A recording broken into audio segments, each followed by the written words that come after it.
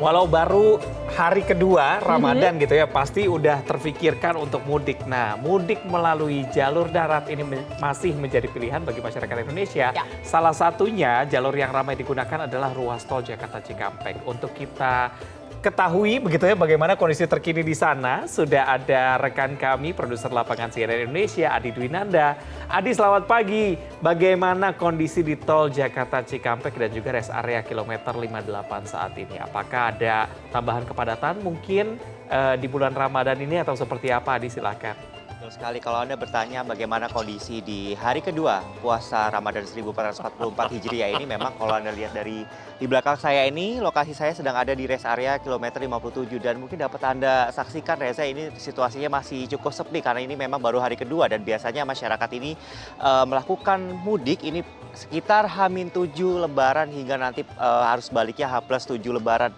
Dan saat ini sudah memasuki jam sahur dan saya akan mengajak Anda untuk mencari makanan apa ya kira-kira yang cocok di rest area. Jadi mungkin ini bagi Anda yang melakukan perjalanan jauh ke arah Cikampek dan ataupun di wilayah Pulau Jawa lainnya, ini mungkin Anda dapat berhenti sejenak untuk menikmati santap sahur di rest area 57. Nah, mungkin kalau Anda dapat lihat, ini Ayu dan juga Reza, ini banyak sekali sebetulnya pilihan makanan. Saya pun juga bingung ini ya, kira-kira makan apaan di kilometer ataupun di rest area 57 ini, mulai dari makanan fast food, kemudian ada batagor, kemudian ada soto, semuanya ada. Dan mungkin saya langsung saja mengajak Anda untuk membeli salah satu kuliner yang menurut saya ini cukup mencuri perhatian saya karena saya tidak mau makan terlalu berat untuk sahur, yaitu adalah siomay menteng dan batagor khas dari kota Jakarta sendiri. Dan langsung saja Ayu dan juga Reza.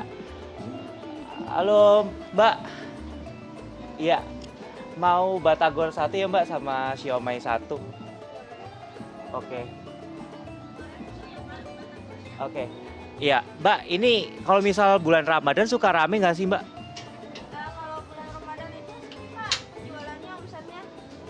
Penjualannya sepi sama omsetnya, soalnya kan baru pertama kayaknya ininya, jadi omsetnya turun drastis.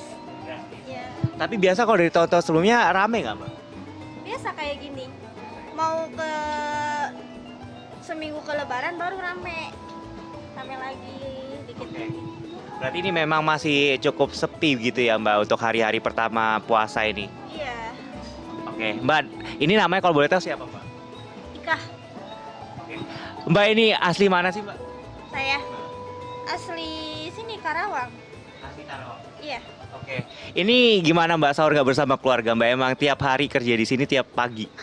Tiap hari, kalau shift malam kan di sini, terus kalau paginya paling sendiri di kosan.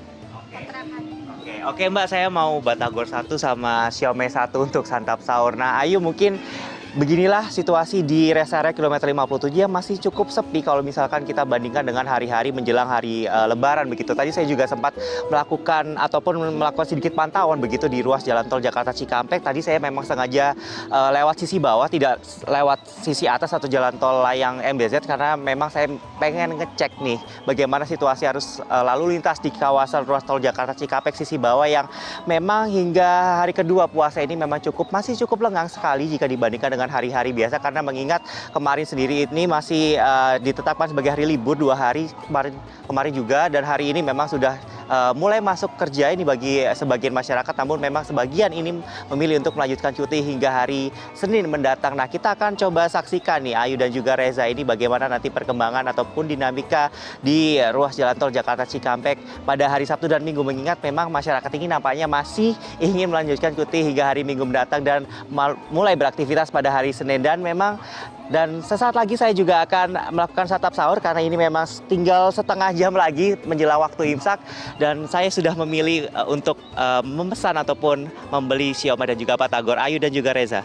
Baik, Adi, kalau misalkan saya lihat memang cukup ramai ya stand-stand di sana, jadi tidak perlu khawatir untuk kelaparan ketika sahur. Tapi saya cukup penasaran kalau flashback sedikit di tahun lalu, ini ada beberapa antisipasi yang dilakukan oleh pihak pengelola. Di antaranya ada penambahan kantung parkir jelang mudik Ramadan dan juga ada pembatasan waktu kunjungan di rest area kilometer 57. Kira-kira untuk tahun ini antisipasi seperti hal tersebut berlaku lagi tidak ya? Oke, benar sekali Ayu. Kalau misalkan kita berkaca dari tahun-tahun sebelumnya, memang ini rest area 57 ini memang ukurannya lebih besar dibandingkan rest area yang ada di tol Jakarta Cikampek dan kerap menjadi salah satu rest area favorit bagi masyarakat yang ingin melakukan rest sejenak ataupun beristirahat sejenak. Dan untuk kantong-kantong parkir sendiri memang cukup luas sekali di kilometer rest area 57 ini karena lokasinya memang ataupun ukurannya ini memang cukup besar. Nah, mungkin saya langsung saja untuk mengajak Anda untuk melihat sedikit bagaimana kondisi lahan parkir ataupun kantong parkir di rest area 57. Nah, ayo mungkin Anda dapat melihat di belakang saya ini kantong parkir cukup luas, jadi masyarakat ini tidak perlu khawatir nanti akan terjadi antrian ataupun kepadatan yang cukup panjang begitu menjelang pintu masuk rest area, karena pihak dari pengelola ataupun jasa marga sendiri memang setiap tahun jika nantinya akan ada kepadatan ataupun kemacetan menjelang pintu masuk rest area 57 ini nanti akan dilakukan penutupan selama ataupun sifatnya kondisional tergantung nanti antrian ataupun panjang antrian yang terjadi di sekitar rest area 57. Dan nanti